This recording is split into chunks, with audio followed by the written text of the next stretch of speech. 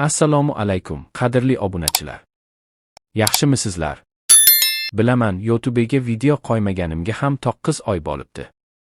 Men shu 9 oy ichida 5 oy davomida faqat Telegram kanalimga e'tibor qaratdim va 5 oy o'tib ketganini bilmay qolibman. Endi YouTube'ga ham videolar qo'yib boraman. Xullas, bugungi video o'zim haqimda, Telegram kanalim hamda YouTube kanalimga qilgan mehnatim, kanal faoliyati haqida gapirib bermoqchiman. Yaxshilab o'tirib oling, men boshladim. Men kinolar izlash va topishni juda yaxshi ko'raman. Ko'plab obunachilarga ega katta kanallardek bo'la olmasam ham, kanalim uchun qattiq harakat qildim. Obunachilarim faqat YouTube'da ko'paydi, lekin Telegram kanalida o'zgarishsiz qoldi. Menga kuch berib turadigan narsa, shuncha odam kanalimga obuna bo'lib, meni kuzatayotgani. Telegram kanalimga bor e'tiborimni va barcha harakatimni berdim. Ishonsangizlar, bir hafta uxlamay chiqqanman, kino izlash, topish va yuklash bilan band bo'lganman.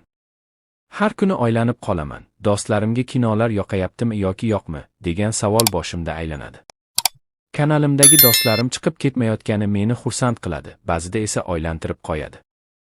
Lekin hozirgacha Telegram kanalimga bor e'tiborimni qaratib kelmoqdaman do'stlarim uchun. YouTube'ga qiziqishim 2025 yil 17 sentabrda boshlangan va hozir ham YouTube'ga qiziqib kelaman. YouTube'dan Telegram kanalimga kirgan do'stlarim juda kam. Nasib etsa, endi YouTube'da videolar chiqara boshlayman. Barcha kanallarim, YouTube, Instagram va Telegram faoliyatini imkon qadar davom ettiraman.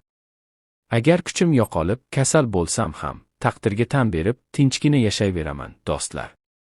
Video yoqqan bo'lsa, obuna bo'ling va like bosib qo'ying. Kanal faoliyati davom etishi uchun hammaga rahmat. Oxirigacha videoni ko'rganingiz uchun alohida tashakkur. Keyingi videolarda ko'rishguncha, xayr.